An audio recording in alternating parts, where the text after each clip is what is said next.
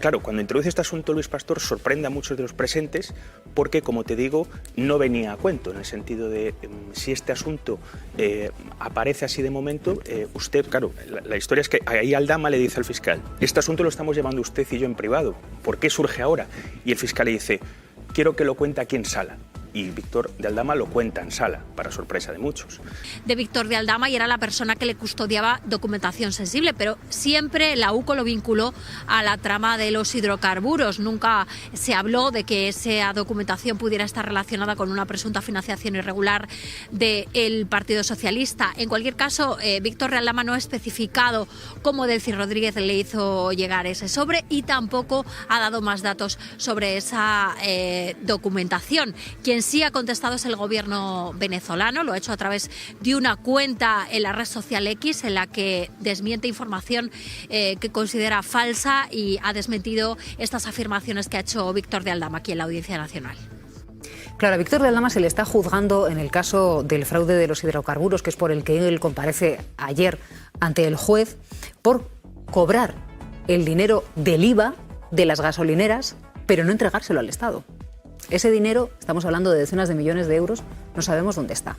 Y ayer pasó algo tan curioso como una nueva maniobra, que es la que ya puso en marcha para salir de la cárcel, que es, mire, yo del caso hidrocarburos no les voy a contar nada, no les voy a decir dónde tengo esa semejante cantidad de pasta que está fuera de España, pero tengo supuesta información sobre otro caso. Y se llegó a la situación de que él le dijese ayer al fiscal, Mateo, usted y yo tenemos que hablar. Sí, lo introduce el fiscal anticorrupción Luis Pastor en su interrogatorio, lo introduce de una forma un tanto peculiar porque efectivamente lo que se estaba ayer, digamos, el asunto que se está debatiendo efectivamente era el fraude de 231 millones, por ahora que se sepa, de fraude de IVA con hidrocarburos a través de la empresa Villafuel, del socio y amigo de Víctor de Aldama, Claudio Rivas, y en un momento dado se introduce este asunto del sobre.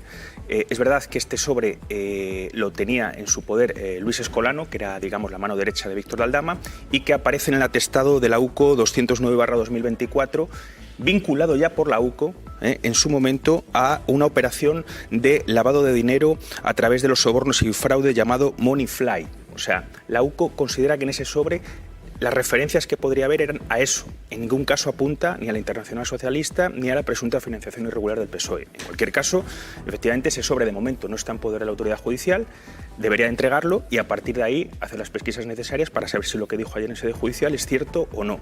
Bueno, claro, cuando introduce este asunto Luis Pastor sorprende a muchos de los presentes porque, como te digo, no venía a cuento, en el sentido de si este asunto aparece así de momento, usted, claro, la historia es que ahí Aldama le dice al fiscal, este asunto lo estamos llevando usted y yo en privado, ¿por qué surge ahora? Y el fiscal le dice, quiero que lo cuente aquí en sala. Y Víctor de Aldama lo cuenta en sala, para sorpresa de muchos. Entonces, bueno, a partir de ahora, como te digo, vamos a ver qué diligencias adopta la Fiscalía, si introduce este asunto en la causa de hidrocarburos o la manda al juzgado de instrucción número 2, que es la que tiene abierta una pesquisa, recordéis, una pieza separada relativa a los pagos, a la dedicación de pagos en metálico por parte del Partido Socialista, donde también están los famosos 90.000 euros que, según Carmen Pano, la empresaria que hoy declara en la causa de hidrocarburos, entregó en bolsas en la sede de Ferraz. Por cierto, una afirmación que ayer Aldama desmintió completamente. O sea, ayer Aldama desmonta, digamos, uno de los indicios que se está investigando en otro juzgado relativo a ese dinero entregado metálico en la sede de Ferraz. O sea, entre los propios investigados hay diferentes opiniones sobre este asunto. Vamos precisamente a abordar este asunto porque la empresaria Carmen Pano y su hija declaran precisamente esta mañana ante el juez Pedraz por el caso de los hidrocarburos. Estas que van a ver son imágenes de hace tan solo unos minutos.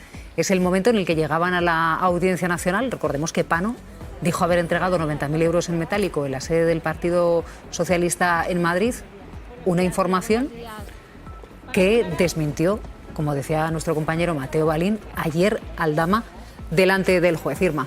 Sí, la desmintió delante del juez y la desmintió aquí, delante de la prensa. Es la segunda vez ya que lo hace. Dice que Carmen Pano nunca pudo llevar 90.000 euros a la sede de Ferraz porque él nunca le dio dinero para que lo llevase. Dijo que era ella la que le daba dinero a él para que lo repartiese entre personas con influencia en el Ministerio de Transportes, como podrían ser Koldo y Ábalos, algo que iría en la línea también de la tesis que maneja la UCO. Por eso el testimonio de Carmen Pano hoy puede ser importante, porque el juez va a tratar de desentrañar si realmente esos pagos se produjeron o no. Hay que recordar que Carmen Pano, según las tesis que están manejando los investigadores, estaría en esa organización, en esa supuesta trama del fraude de los hidrocarburos, y sería la persona que recogería fondos para distribuirlos e intentar conseguir una licencia para la empresa Villafuel y facilidades administrativas. También estuvo hablando aquí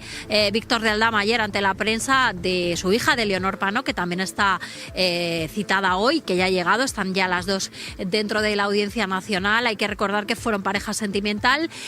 Dice que esos mensajes que aparecían en unos informes de la UCO, en los que Leonor Pano le comentaba a su actual pareja que Ábalos le había ofrecido un puesto dentro del ministerio, y también le trasladaba que se había liado, palabras textuales, en el Consejo de Ministros entre el putero y el guapo. Bueno, pues lo que dijo Aldama ayer es que eso era mentira, que ella nunca había pisado el Ministerio de Transportes y que él nunca le había trasladado esa información. Así que el testimonio que hoy puedan dar aquí Carmen Pano y su hija, si es que finalmente deciden declarar, pues va a ser también importante para esclarecer todas esas líneas de investigación que están en esta causa.